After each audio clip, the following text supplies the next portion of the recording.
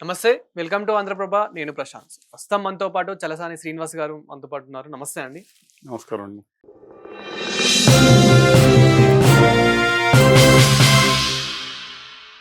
ఏంటి సార్ అసలు అమరావతి మావిగన్ ఇష్యూ ఏంటి? ఇది ఎప్పుడు సద్దుమణుగుతుంది అనుకోవచ్చు? అసలు ఏం జరుగుతుంది? దురదృష్టం ఆంధ్రులు ఏరో శాపం శాతం ఏం జరిగిందో తెలీదు. బ్రిటిష్ వాళ్ళకి తమకు ఆంధ్రానికి ఒక రాష్ట్రానికి రావాలన్నప్పుడు సైమన్ కమిషన్‌కి ఇమ్మంటే ఇవ్వలేదు. మేము దేశం మా రాష్ట్రం కంటే దేశ స్వాతంత్రం ముఖ్యమని త్యాగం చేశారు. ఆ తర్వాత ఒక స్వరాష్ట్రం కోసం పోరాడారు. 1947, 48, 49లో జేవీపీ కమిటీ వేసి రాష్ట్రం తీసేసుకొని మద్రాసు లేకుండా ఉంటే మా దామెర్ల చెన్నప్ప నాయుడు గారి పేరు మీద ఉన్న చెన్నపట్నాన్ని మేము ఎందుకు వదులుకుంటా ఉన్నారు. హ్మ్. పొట్టి శ్రీరాములు గారు ఆమరణ దీక్ష చేశారు. ఆయన చేసింది రాష్ట్రంతో పాటు మద్రాసుతో కూడిన రాష్ట్రం. చాలామంది తెలియదండి. చెన్నపట్నంతో కూడిన రాష్ట్రం కోసం చేశారు. మహానుభావుడు 58 రోజులు పణంగా పెట్టి అర్పించాడు. దేశ చరిత్రలో మొన్న అగర్వాల్ గారు అలాగే మొత్తం చూసుకుంటే ముగ్గురున్నర పూర్తి ఆమరణ దీక్షలో అయిపోయిన హ్మ్. గొప్పవాళ్ళు. ఆయన అట్టుడికి పోగా మద్రాసు తీసేసి ఇచ్చారు. మళ్ళీ పోరాటం తర్వాత సమైక్యాంధ్ర తర్వాత జయాంధ్ర మూవ్‌మెంట్‌లో వందలాది మంది చనిపోయారు. హ్మ్. మొన్నే చాలా బాధాకరం ఉండేది. సరే కమింగ్ బ్యాక్ టు ఆ తర్వాత సమైక్యాంధ్రలో చనిపోయారు. అందులో ఎంతమందికి తెలంగాణలో తెలంగాణలో చాలామంది గౌరవించారు. ఏపీలో వాళ్ళని గౌరవించని తమ అమరవీరులను గౌరవించని ఏ జాతి కూడా బాగుపడిన లక్షణాలు లేవండి. మరి పాలకులకు ఎందుకు పట్టిందో. సమైక్యాంధ్రలో చనిపోయిన ఆయన ఒకే ఒక విగ్రహం ఉంది. నేనే ఆవిష్కరించాను అది. హ్మ్. సందీప్ వాళ్ళు తలుచుకుంటా ఉన్నాను అలాంటి వాళ్ళని. ప్రత్యేక హోదాలో మునుకొడితే అనేక మంది చనిపోయారు. పోరాటం చేయకుండా ఏమీ రావట్లేదు. ఆఖరికి రాష్ట్ర విభజన సమయంలో ప్రత్యేక హోదా కోసం కూడా మేము పోరాటం చూశారు. హ్మ్. ఎంతో కొంత వచ్చినాయి. ఇప్పుడు మేము కాడి పడేయలేదు. 2019కి ముందు కంటే ఆ తర్వాత ఉధృతంగా ఉద్యమించేసాం. రాష్ట్రంలో పాదయాత్రలు, బస్సు యాత్రలు చేసాం. 26 జిల్లాల ధర్నాలు చేసాం. ఢిల్లీలో నిర్మలిస్తారు అనేక మందిని కలిసాం. 99% చూపించలేదు. కేసులు పెట్టారు, వేధించారు మమ్మల్ని. ఎక్కువ మీడియాలు చూపించలేదు. సరే ఇప్పుడు coming back to this point అండి ఇవాళ. ఒక రాజధాని కింద తీసుకున్నప్పుడు మేమందరం రాజమండ్రి రాజధాని అయితే బాగుంటుందని మేము రిపోర్ట్ ఇచ్చాం. హ్మ్. చూపించండి మా ప్రొఫెసర్ రాజు గారు అందరూ ఇచ్చిన తర్వాత అన్ని విధాలా బాగుంటుంది. వాటర్ ఉంది, ఆల్ వెదర్ ఎయిర్‌పోర్ట్ ఉందనుకున్నాం. కానీ జగన్మోహన్ రెడ్డి గారు లాంటి ప్రతిపక్ష నేత వచ్చి it should be centre of the state అన్నారు. ఇదేంటి మరి రాజమండ్రి దెబ్బ కొడుతున్నారు ఈయనకి అనుకున్నాను. ఆయన Pulivendula centre of the state ample water ఉండాలన్నారు. హ్మ్. 30,000 ఎకర్స్ కావాలి అన్నారు. ఫైన్. 30,000 ప్రభుత్వ ల్యాండ్ అని కూడా అన్నారు. నేను అడుగుతున్నాను మరి ఏమైందో తెలీదు. ఈ చంద్రబాబు నాయుడు గారు ఆనికన్నా బాగా 30,000 అంటే నేను 50, 70,000 తీసుకుని నా పేరు ఎక్కడ పోతా అనుకున్నారు. 50,000, 54,000, 70,000 మొదలుపెట్టారు. హ్మ్. చేసిన తర్వాత కృష్ణా నదికి దిగువన అనుకున్నారు పెట్టారు. సరే అటు ఇటు ఏం ఆడారో అయిపోయింది. ఆ శివరామ కృష్ణ కమిషన్ అయితే దిక్కుమాలిన కమిటీ. ఆరుమర్ర రవి చిదంబరం గారు వేసిన కమిటీ. అంటే ఇక్కడ ఇంకా చెన్నై టు కలకత్తా ఇంకెక్కడ రాజధాని ఉండకూడదు. ఎక్కడో దొనకొండ అడవుల్లో పెట్టాలంటారు. లేతే చెన్నై పక్కన పెట్టాలంటాడు. ఏదో దిక్కుమాలిన కార్యక్రమాలు చేశారాయన. విజయవాడ, గుంటూరులో కనీసం హెచ్ఓడి ఆఫీస్ పెడితే ఊరుకొని అన్నాడాయన. హ్మ్. అంటే అంత దుర్మార్గం కనపడ్డా. అంత కక్షాదింపు ఎందుకో నాకు అర్థం కాదు. హ్మ్. సరే అది అయిపోయింది. పులిచింతల్లో అనే పెద్ద నగరంలో పెట్టుకోవాలండి హెచ్ఓడి. హ్మ్. దాది ఎంత ఉంటే ఆ పులిచింతలో 10 మంది ఉండవు. కాఫీ హోటల్ కూడా ఉండదది. హ్మ్. తెలీదు. నాలెడ్జ్ లెస్ ఫెలోస్ ఆళ్ళు. హ్మ్. మిగతా వాటిలో ఉండొచ్చు. ఆంధ్రప్రదేశ్ గురించి ఏముంటది? టోపోగ్రఫీ గురించి ఆళ్ళకి. సరే అయిపోయిన తర్వాత చంద్రబాబు నాయుడు గారు మొదలుపెట్టారు. అసెంబ్లీలో పెట్టగానే అన్ని పార్టీలు ఆమోదించినాయి. మనం కాదు. ఇప్పుడు మేము కొంచెం బాధపడినా రాజమండ్రి పెట్టలేదని అన్ని పార్టీలు మనం ఒప్పుకోవాలి కదా! హ్మ్. ఒప్పుకున్న తర్వాత సరే ఈ ఎస్&ఎస్ కార్పొరేషన్ సింగపూర్ దాన్ని వ్యతిరేకించాం. కానీ పారదర్శకంగా కట్టమన్నాం. వెంటనే జగన్మోహన్ రెడ్డి గారు కూడా అదే కోరి ఎన్నికలకు వెళ్ళేటప్పుడు దాన్ని రాజధానిలోనే ఇల్లు కట్టుకున్నాం. సీఆర్‌డీఏ పరిధిలోనే ఇల్లు కట్టుకున్నారన్నాం మంగళగిరి తాడేపల్లిలో. హ్మ్. నేను ఇక్కడే ఉంటాను. కుటుంబంతో కూడా మారానన్నాను. ఈ రాజధాని నేను మారుస్తానని ఎవరో అనుకుంటున్నారు కామన్ సెన్స్ గట్టిగా తిట్టారండి లేక వాళ్ళని. ఆ! అంటే గట్టిగా నేను ఇక్కడే ఉంటా అన్నారు. అది కాకుండా ఆర్‌కే గారు, శ్రీమతి రోజా గారు, ఇక చెవిరెడ్డి భాస్కర్ రెడ్డి గారు అందరూ కూడా అవును. ఇలా తప్పుడు ఆలోచించలను నమ్మకండి, తప్పుడు ప్రచారాలు నమ్మకండి. సిగ్గుందా మీకన్నట్టు. హ్మ్. మేము ఇక్కడే ఉంటారు. మా నాయకుడు ఇక్కడే కట్టుకున్నాడు.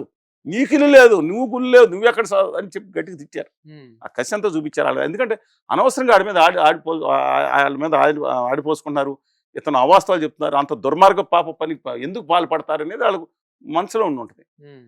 ఒక రాజధాని అనుకున్న తర్వాత సరే అవును. అది అయిపోయిన తర్వాత వీళ్ళందరూ నమ్మట్లేదని ఉమ్మారెడ్డి వెంకటేశ్వర్లు గారిని గవర్నీలు మేనిఫెస్టో కమిటీ చైర్మన్‌తో కూడా రాజధాని ఎక్కడ ఉంటుందని ప్రకటించారు. హ్మ్. ప్రజలు ఆ ప్రభుత్వం మీద ప్రత్యేక హోదా మీద ఈయన మాట మార్చారనే కోపం మీదో, కసి మీదో ప్లస్ దేంట్లో మీద ఈయన కూడా నమ్మి ఒకసారి అవకాశం ఇద్దామని దాంతోపాటు ముఖ్యంగా ఆయన రాజధాని అయితే ఇక్కడ బాగా కడతానంటున్నారు అనుకున్న పాయింట్ అనుకుంటా. అవును. 151 స్థానాలు ఇచ్చారు. హ్మ్. ఏమని అక్కడ రాజధాని కడతా అన్నారని. ఆయన వచ్చిన తర్వాత మళ్ళీ దాన్ని మాట మార్చేసి ఇక్కడ ఎందుకు రాజధాని అనేది శాసన రాజధాని అప్పుడప్పుడు సమావేశాలు జరగడానికి మూలం ఉంటుంది. ఇక్కడే అవును. ఉంది విశాఖపట్నం ఇది అదే. కర్నూలు అన్నారు. ఇదేంటే బాబు మీరే కదా అందే ప్రజలను మెచ్చారు కదా మేము అనుకున్నాం మార్చేసాం మేము అని మొత్తం అని ఆ ప్రాంతంకి వెళ్ళి ఒక ప్రాంతం మీద విషయం చిమ్మించడం హ్మ్. నాకు అర్థం కావట్లేదు. దీంట్లో కొంతమంది నాయకులు కూడా వెళ్ళి ఎవరికి కావాలి రాజధాని అంటే వీళ్ళు పుస్తకాలు ఆవిష్కరించి వీళ్ళు కూడా చేశారు. హ్మ్. దాన్ని పారదర్శనం ఎప్పుడు ఆ రోజు ఈ రోజు ఒకటి చెప్తున్నానండి ప్రశాంత్ గారు. అమరావతి అనే రాజధాని అన్ని వర్గాలు ఉన్నట్టు మేము అనేక దేశాలు దిగి రిపోర్ట్ ఇచ్చాం మేము.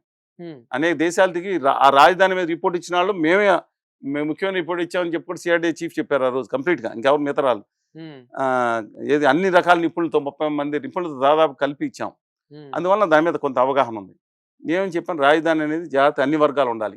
అందులో ఉన్న 54,000 ఎకరాల్లో 4,000 ఎకరాల్లో మంచి భూములు 4 పంటల బండి 6 పంటలు మాట్లాడు కాదు 2-3 పంటలు పంపుతాయి. మిగతా అంతా మెట్ట ప్రాంతాలు వాళ్ళు చెప్పుకోవడం కూడా రాదు. నీళ్లు కూడా పడవు. నీళ్లు పడిన ఉప్పు నీరు వస్తుంది శుద్ధ ఉంటుంది. ఎత్తిపోతలు కొంచెం పెట్టుకున్న మీద కృష్ణాదికి ఉన్న 20-30 కిలోమీటర్లు ఇప్పుడు అమరావతిలో హ్మ్. జనం చెప్పరాళ్ళు. అన్ని వర్గాల వాళ్ళు ఉన్నారు. ఆఖరికి ఏం జరిగింది ఈయన వచ్చి మార్పడినారు ఒకళ్ళ మీద ఒకళ్ళు ఉద్దేశం అయిపోయింది. హ్మ్. రోడ్లు వేసిన రోడ్లు కూడా తోగిపోయారని ఆరోపణలు వచ్చినాయి. హ్మ్. ఎక్కడ ప్రపంచం ఎక్కడ ఉందా? తర్వాత అది శ్మశానం అన్నారు. అవును. నీళ్లు కడతా నీళ్ళు మునిగిపోతున్నారు. ఎక్కడో అమరావతి అనే పట్టణం ఉన్న దాన్ని కట్టకం ఫోటోలు చూపించే బుద్ధుడు ఇది అన్నారు. 29 గ్రామాలు లేవు. హ్మ్. ఇక్కడ వర్షం పడినప్పుడు హైదరాబాద్ ఢిల్లీ గురుగావ్లో మొత్తం 100 కోట్లు మునిగిపోయినాయి. ఏం బిల్డింగ్లు మునిగిపోయినాయి. హ్మ్. బెంగళూరు చూశారు, చెన్నై చూశారు, బొంబాయి చూశారు, కర్నూలు చూశారు, మిగతా తుఫాన్ వచ్చారు చూశారు.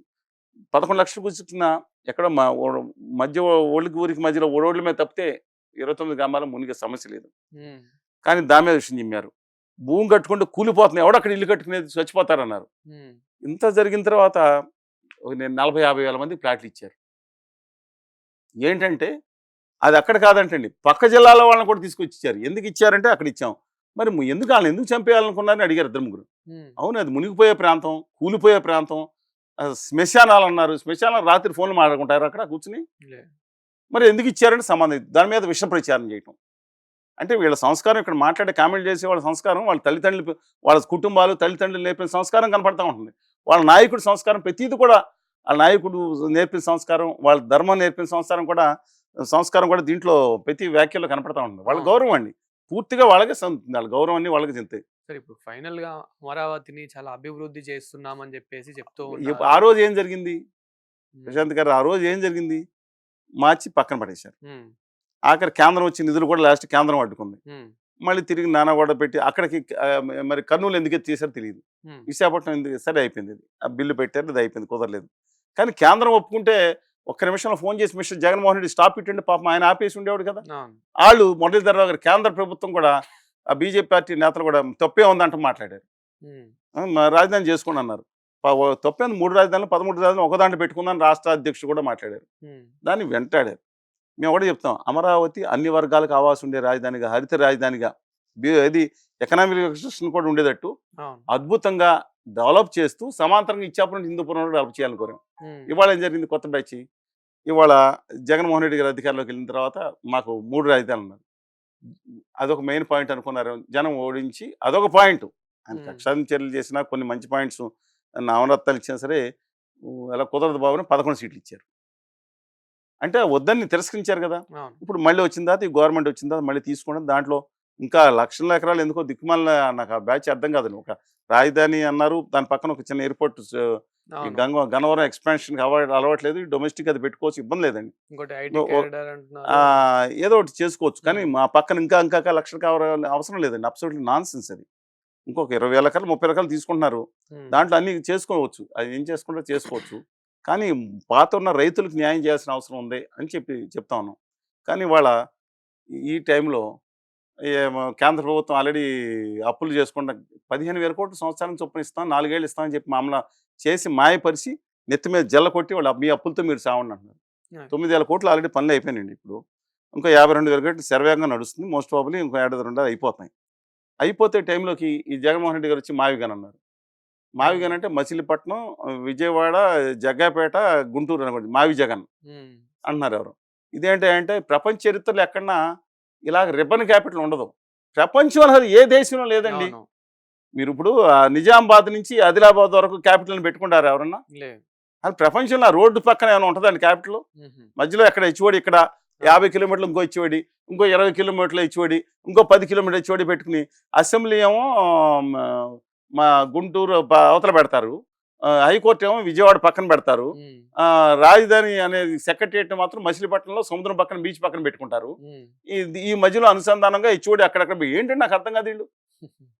ఆ ట్రాఫిక్ ఆ సింగిల్ రోడ్డు మీద మొత్తం ట్రాఫిక్ ఏమవుతుంది? ఒక కాంప్రహెన్సివ్ ప్లాన్ లేదు, దానికి ఖర్చు లేదని నాకు అర్థం కాదు. ఖర్చు ఎందుకు ఉండదు? అసలు ఏ విధంగా జరుగుతుంది ఇది? పైగా లో లేయింగ్ ఏరియా తెలియదు, మోస్ట్ డెల్టా ల్యాండ్స్. హ్మ్. అమరావతి 4000 ఎకరాలు గొడవ పెట్టినాళ్ళు, పైగా శివరామకృష్ణ దుర్మార్గంగా అసలు ఆఫీస్ కూడా పెట్టడం వాళ్ళ దగ్గర వీళ్ళకి ఎలా పెడతారు ఈ మెయిన్ ప్రాంతాల పక్కన కాకుండా? ఇది దానికి అనుకూలంగా దీనికి ఎలక్షన్ ప్రామిస్ అంటే రాష్ట్రం 2023లో కేంద్ర ప్రభుత్వం ఉద్యోగాల్లో ఆంధ్రప్రదేశ్ రాజధాని ఏదంటే అసలు దౌర్భాగ్య పరిస్థితి వచ్చింది. ఏం రాజధాని తెలియదు. అవును. ఇవాళ దురదృష్టం అయిపోయిందండి. ఇవాళ దయచేసి వారు మారాలని కోరుకుంటున్నాను. జగన్మోహన్ రెడ్డి గారు చక్కగా ప్రయత్నించారు. ఏమని? మీరు ఏదైతే దాంట్లో ఎక్కువ డబ్బులు ఖర్చు పెడుతున్నారో అది ఆపమని. దాని మీద శ్వేతపత్రం ఇవ్వాలి. Is having every right the being a opposition leader. Opposition leader అంటే హోదా ఆళ్ళిచ్చేదండి. నేను 39.37% వచ్చింది దమ్ముగా. ఆయన ఎవరు కాదని ఆంధ్రప్రదేశ్కి అపోజిషన్ లీడర్ ఆయన. అవును. ఆయన నిర్మాణాత్మకంగా పనిచేస్తే అధికారంలో వచ్చే అవకాశం దాని ఇష్టం అది. హ్మ్. రాష్ట్రానికి ఉపయోగపడాలని కోరుకుంటున్నాం. ఈ సైడ్ ట్రాక్ కక్షాదింపుకి వెళ్లకుండా అవును. అద్భుతంగా నిలదీయాలి. మిగతాది ఎందుకు కావాలని అడగాలి ఆయన. ఇది తప్పులేదు దాంట్లో. కానీ ఈ మావిగారిని పెట్టి ఒకదానికి ఇప్పుడు మరి మీరే కదా ఈ దుర్మార్గం ఒక చోట సెంటర్గా అవ్వకూడదు, దుర్మార్గం, దుష్టత్వం, పాపత్వం, క్రూరత్వం అని చెప్పి మళ్ళీ అక్కడ తీసుకెళ్ళి 3 ప్రాంతాలను ఒక ప్రాంతమే పడి మళ్ళీ ఎందుకు పెట్టారు? అసలు సమాధానమే లేదు. అది. ఏం మాట్లాడుతున్నా తెలియదు. ఆ పేరు మీద గొడవ చేయటం కాదండి. వాళ్ళు ఏం మాట్లాడుతున్నారు వాళ్ళు? లక్షల కోట్లు అంటే ఆల్రెడీ పెట్టి డబ్బులు ఏం చేయాలి? ఎత్తుకేసి కొట్టుకోవాలా? హ్మ్. అంటే ఎందుకు పెట్టారు? మీరు కరెక్ట్గా చేస్తాడు చూడండి. అద్భుతంగా సెంట్రల్ గవర్నమెంట్ ఆఫీసులు వస్తున్నాయి, 7 యూనివర్సిటీలు వస్తున్నాయి. హైదరాబాద్లో సెక్రటరియట్ కట్టింది దాదాపు 10 లక్షల ఎస్ఎఫ్టీలో 1200 కోట్లు 1300 కోట్లు అయిందంట. హ్మ్. ఎస్ఎఫ్టీ 12,000 13,000 అయింది. అక్కడ 69,000 ఇంక్లూడింగ్ హెచ్ఓడిస్ కడుతున్నారు. అందుకని పాజిటివ్గా ఆలోచిద్దాం మనం. అందుకని నా అభిప్రాయం ప్రకారం with humble request honourable opposition leader గారికి, ముఖ్యమంత్రి గారు దయచేసి ఆలోచించుకోమని చెప్తా ఉన్నాను. Thank you sir. ధన్యవాదాలు.